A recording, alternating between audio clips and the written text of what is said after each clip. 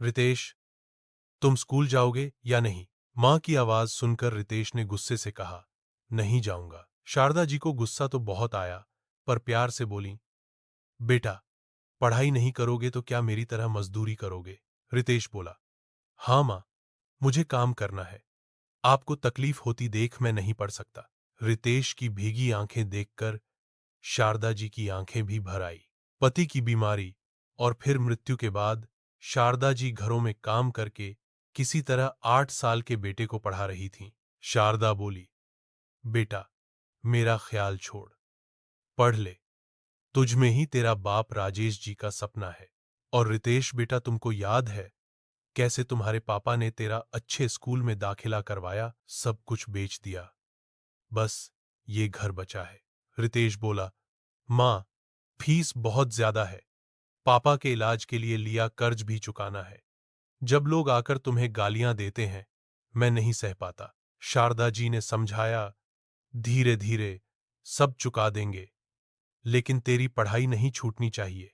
तभी रितेश बोला, आधी तनख्वाह मेरी फीस में चली जाती है, फिर कर्ज कैसे चुकाएंगे? शारदा जानती थीं कि अब वह स्कूल उनकी पहुंच से बाहर है, लेकिन राजेश जी का सपना कैसे टूटने दें? राजेश जी जब तक थे, सब कुछ ठीक था, खुशियां, मेहमान, पार्टियां। लेकिन बीमारी आई तो सब दूर हो गए।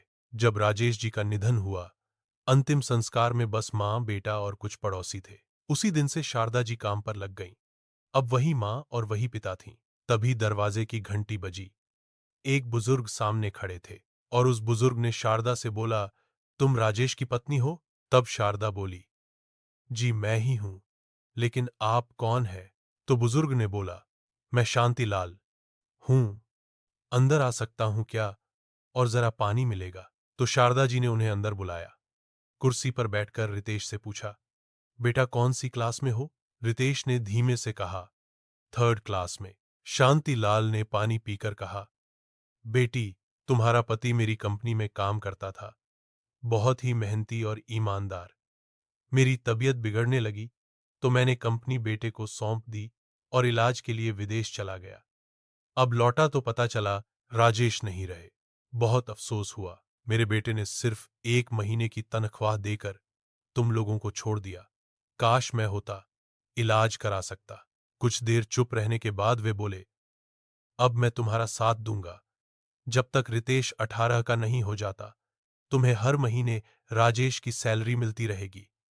बेटा पढ़ेगा, बड़ा बनेगा, यही उसका बाप चाहता था। इतना सुनकर शारदा जी और रितेश दोनों की आंखों से आंसू बहने लगे। मरते वक्त राजेश ने कहा था, काश सेठ जी होते तो मेरा ध्यान रखते। उन्हें क्या पता था आप अब भी उनका ख्याल रखेंगे। शांतिलाल चुपचाप उठे, दरवाजा से निकलते हुए बोले, बेटा, अपने पिता जैसा बनना। हम अब भी उनकी कमी महसूस करते हैं।